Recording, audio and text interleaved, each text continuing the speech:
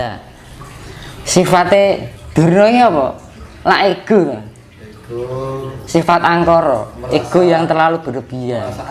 Merasa aku, rumangsa pinter, pinter menguraikan kata-kata, pinter memberikan nasihat. Kadang tingkah lakunya membuat Pandawa itu terkesima oleh kata-katanya itu, tapi kata-katanya itu tidak bisa diterapkan dalam kasunyatan, kenyataan. Itu sifatnya Durna. Dan itu kalau sifatnya Sengkuni kan sifatnya lembut, orangnya sopan, iya kan? Tapi dibalik kelembutan dan itu punya siasat yang tidak baik. Dia suka memberikan api-api pada Kurawa biar benci dengan Pandawa. Jadi senengannya mancing-mancing. Kita halus, ini omongan ini mancing marake kemrokan, marake wong anyel karo liyane. Nah itu bahayanya kan gitu. Provokator. Ning kesannya orang provokator. Dengan kemasan yang santun. Itu hati-hati. Makanya yang sekarang itu kan di podo karo yang Bharatayuda yang kita jalani itu kan sekarang ini. Pada saat ini ya. Itu wayang itu kan penggambaran sebenarnya kan. Gambaran. Nah itu jadi kehidupan di wayang itu sok bakal ini digambarkan nih wayang mas. Kayak gitu. Nah senjatanya Sengkuni karo Durna apa? Mulut ya? Kayak lambe toh ya. Senjata sing paling pamungkas ya lambe. Bali ning lambe meneh toh. Iya. Nah ada titik temunya. Gitu. Sing dadi permasalahan ning kene iki mula diarani gegering jagat iki perkarane saka lambe mas. Angkara murka, mergo apa?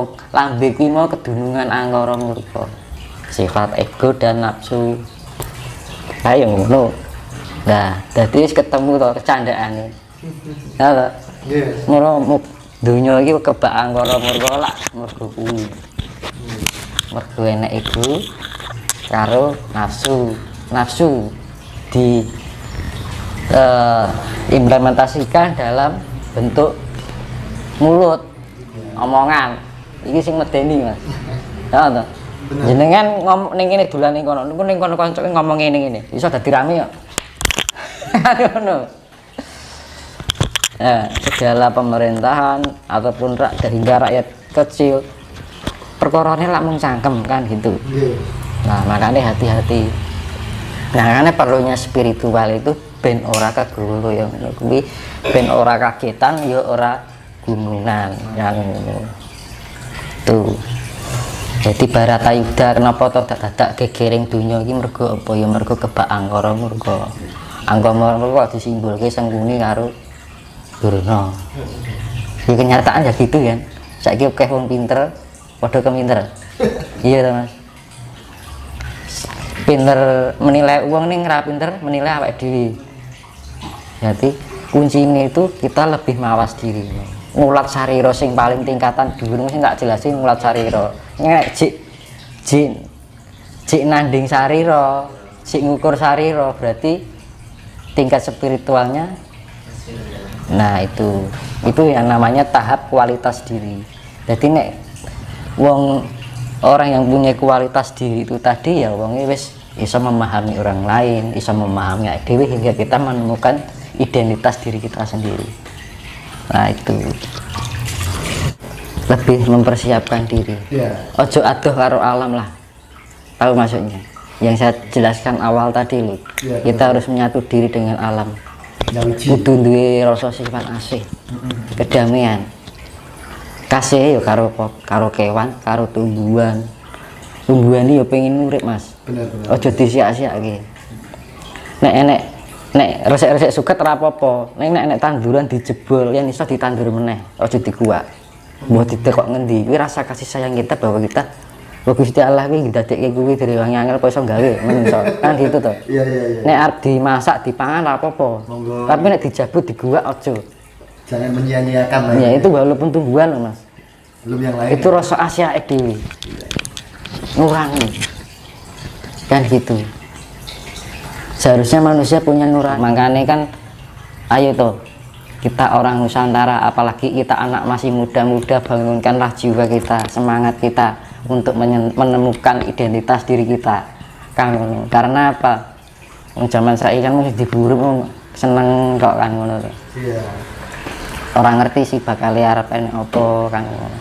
Makanya kan kerep-kerep melek bengi lah enek petunjuk ya suka dhewe, ya suka alam, kan gitu. Jenis petunjuk kan dari segala arah. Syarat dan cara untuk melek bengi itu apa, Mas, supaya bisa tahu hal-hal yang akan datang gitu? Ya sing penting kita wening. Jadi niatnya itu bener-bener tulus ora pamrih loh, Mas. Bener-bener kita ngrasa rumangsa aku iki urip ning jagat iki dikei banyu, dikei mangan. Bektiku karo alam iki apa? Aku tak tunjukke, aku ben ana perenungan ning awakku, apa to kekuranganku selama iki.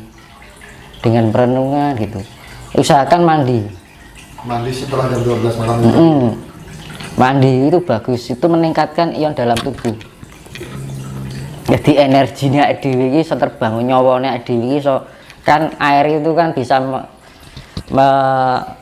menimbulkan tegangan elektrik, Mas. Jadi selama ini kita salah persepsi, Mas, karena ada mitos, karena gini, ketika kita mandi di malam hari akan menimbulkan asam urat dan lain sebagainya, itu jadi mitos gitu ya? Itu kalau di bawah jam 10. Oh gitu. Jadi itu karena pergantian siklus, Mas, dari siang dan malam ke malam, kan gitu. Pergantian siklus dari panas ke dingin.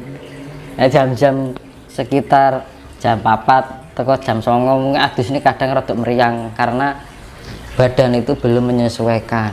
Tapi kalau jam 12 ke atas kan kita sudah sesuai dengan suhu, kita mandi seger itu, dan itu bisa meningkatkan energi elektrik dalam diri kita. Akhirnya ion-ion kita kan terbentuk aktif. Nah, dari ion-ion aktif itu bisa mengaktifkan sel yang pasif. Kan di dalam tubuh kita tuh banyak sel yang aktif kan berpiro kan. Nah, sel-sel yang pasif itu dengan adanya energi yang masuk itu akan teraktifkan. Nah, orang dengan meningkatnya sel-sel yang dalam tubuh itu meningkatkan frekuensi ya, Mas. Jadi yang namanya peningkatan indera itu sebenarnya peningkatan frekuensi. Gelombang frekuensi peningkatan pendengaran kita bisa menangkap sesuatu yang tidak ditangkap oleh frekuensi sebelumnya. Nanti makanya kayak kire anjing itu loh, kan sudah dibuat sedemikian rupa dengan frekuensi lebih tinggi dari manusia, tapi kewan kan merasa berkembang musak mono terus kan. Tapi kalau manusia bisa dikembangkan, sempurnanya manusia kan di situ. Misalkan anjing itu, misalkan ini pemiliknya anjing ya mau datang jarak 500 meter itu dia sudah tahu itu anjing, instingnya kuat.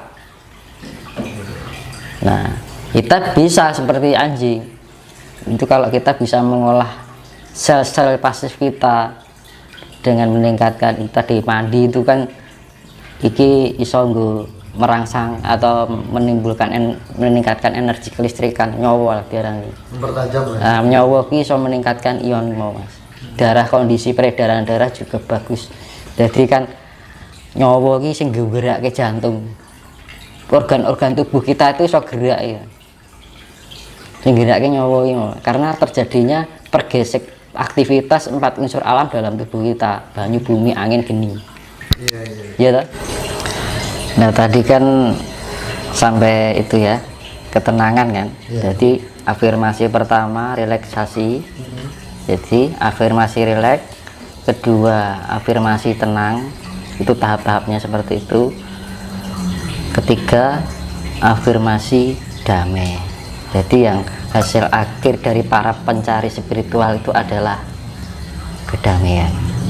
Nah gitu. Kalau ada orang yang dibilang mempelajari atau mumpuni sebuah spiritual masih terombang-ambing dengan keadaan, cik kagetan, cik gungunan, masih istilahnya sifatnya itu apa ya, perkataan kita masih membawakan perasaan pada hati seseorang, itu belum sepenuhnya spiritualitas. Karena yang spiritualitas itu kita lebih bisa membawakan diri pada bagaimana kita menghargai seseorang, kita menghormati seorang, dan gitu. Menguripkan sih digulai lah tentrem. Benar-benar. Iya mas. Bisa mencapai spiritualitas itu tadi, pripun? Nah itu kan ada dua. Itu kita dengan melatih keheningan. Keheningan itu menata diri, sekop batin, kan gitu. Kita lebih rendah hati, lebih menatap diri, lebih mawas diri. Jadi mawas diri itu kita lebih memahami diri kita sendiri. Kedua, memahami orang lain. Gitu. Kalau kita bisa memahami perasaan orang lain kan iso nepake karo awake dhewe. Kan gitu. Jadi kasih sayang lah yang intinya.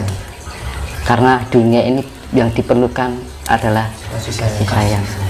Karena 90% manusia di dunia ini telah kehilangan rasa kasih itu. Semata-mata kasih tapi hanya suatu untuk keegoan pada diri sendiri. Jadi kasih ada pamrih gitu loh. Tapi kasih yang sifatnya berbagi, kita saling hidup dalam kebersamaan itu kan wis langka sekarang. Nah, untuk melatih pencapaian itu lelakunya itu tadi kita dengan yoga, dengan meditasi, yang seperti yang saya jelaskan di video sebelumnya. Kita melatih ketenangan, relaksasi tadi, kita melepas segala sifat-sifat keduniawian. Jadi di kerep-kerep melek bengi lah. Nanti kan meditasi yang iso loh ya, kalau mau loh ya. Itu setiap jam 12 ke atas mandi.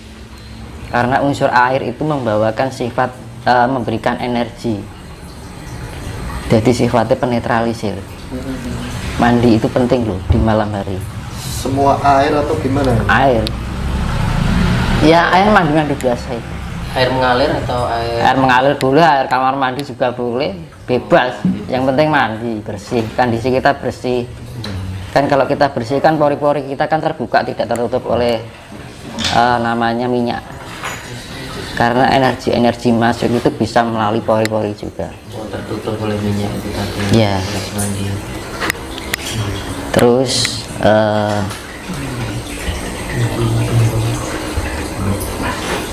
jadi habis mandi kita lebih perenungan ya, karo ngeti langit, cara Islami tafakur.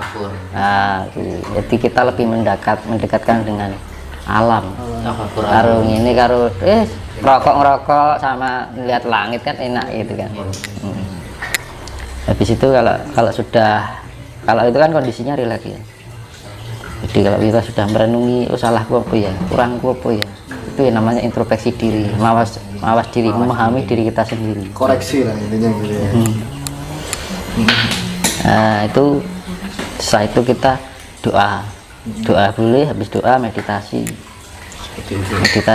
Nanti kalau sudah taraf ke atas adalah melatih yoga. Yoga itu penyatuan unsur cipta rasa karsa jiwa lan raga itu menyatu sinkron. Itu tahapnya sudah di atasnya meditasi sebenarnya gitu.